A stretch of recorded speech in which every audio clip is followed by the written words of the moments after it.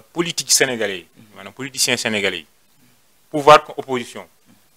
dañu jëfandikoo loi ngir lor seeni adversaire politique loolu nekkul lu bees en décembre 1962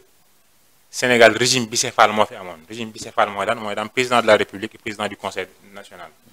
président du conseil national Mamadou Dia mu ëpp pouvoir président de la République ministère yi dañ koo tasaare ministère yi nekk conseil aju ci conseil national bi ak ministère aju ci république bi te pourtant décembre 1962 dañoo wax ne ki am pouvoir moo cotiser ki amul pouvoir foo gis ci histoire àdduna président bu cotiser premier ministre da amul sens di premier ministre mooy cotiser premier président te pourtant ay avocats dañoo taxaw ci télé bi layal ne Mamadou Dia def na coup d'état bañ jàpp Mamadou Dia tëj ko 10 ans ferme prison déchoir ko de toutes ces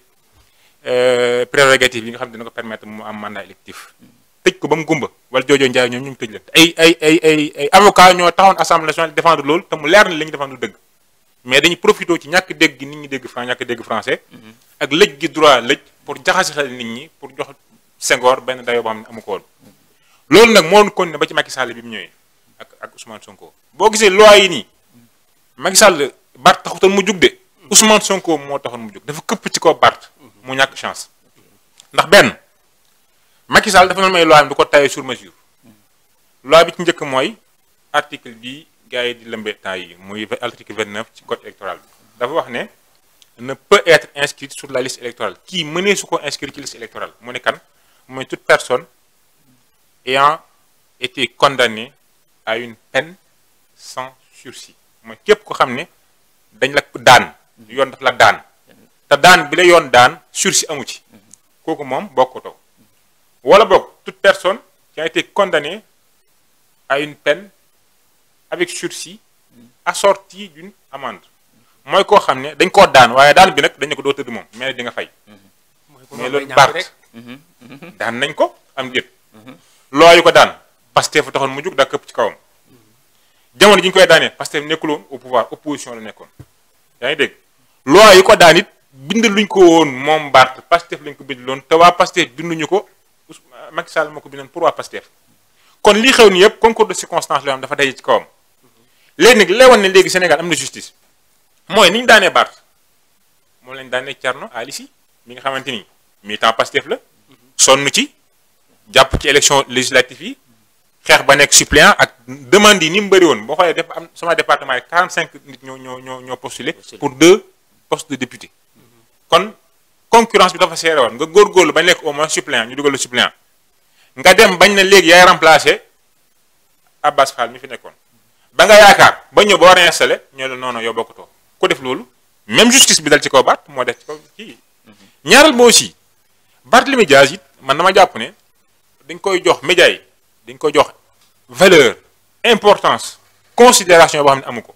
lu tax wax loolu parce que Bart ku dem ma nekk député nekk maire. nekk fi lu ne Sénégal fa laa jëm importance. fa laa jëm Barthélémy Dias élection locale yi nga xam ne ci la gagné maire yi Dakar Pastef la àndoon ñu profito ci image bi nga xam ne moom la Ousmane Sonko di incarné Sénégal yëpp bëgg ko sopp ko topp ko sa personne en elle-même mobilise Sonko bu ñëwee rek day mobiliser Sonko tey bu ñëwoon seen fii nii plateau TDI bi léegi tey mbedd mi fees del kenn ku ci nekk bu ko gis loolu yàlla moo ko defal mu fekk no ces vieux caïmans politiques ay Lamine Thiam ak ay Barthélémy Dias ak ay xeet yooyu nga xam ne deewoon nañ c'est-à-dire politiquement ils étaient morts enterré woon nañ leen mu ñëw joxaat leen une nouvelle vie une nouvelle source d'espoir ñu existé waat mu dugalaat leen ci rang politique bi jàppale leen xeexal leen bañ gazé ko ci ba tey Barthélémy Dias grâce à Pastef nekk maire de Dakar leewoon ne grâce à Pastef la mooy élection législative yi jàll Bart allié wu ak Bougane ak ay moyens Bougane ko amee moyen la ñoom ñooñu agressé woon Kébémer maa ngi koy fàttali gis naa moyens yooyu ñu yor franchement non ñooñu agressé woon waaw ñooñu agressé woon Kébémer station Chalba kon gis naa moyens yi ñu am ñoom ànd ak Pape Djibril Fall amul ay moyens mais peut-être ay tojaange lay wax yoo xam ne nit ñi danañ ko suivre mu mayee vue ànd ak Anta Babacar Ngom ak moyens mam ñoom ñëpp boo leen dajale benn siège député la ñu am kon bonne élection locale dañ leen di laminer kon Bart tey jii élection locale bu ñu ko tëggoon day perte mairie bi kon Pastef jàppiwul Bart adversaire Pastef Bart mook benn gayen buy waaye buy wër wëndelu nii yaa may dégg loolu mooy statut Bart face à la machine politique du Pastef kon tey Barth bu perte mairie bi mais nañ xam ne loolu loi moo ko appliqué mais du Pastef bu fekkonte ni Barth menace politique la sax ñooy noonu am na la main derrière du pouvoir moo intervenir pour empêcher ko mais non dañ ko bàyyi mu dem élection sénégalais sanctionné ko ne ko bëgguñu la voté luñu la tu perds Dakar boo élection locale sax tu perds Dakar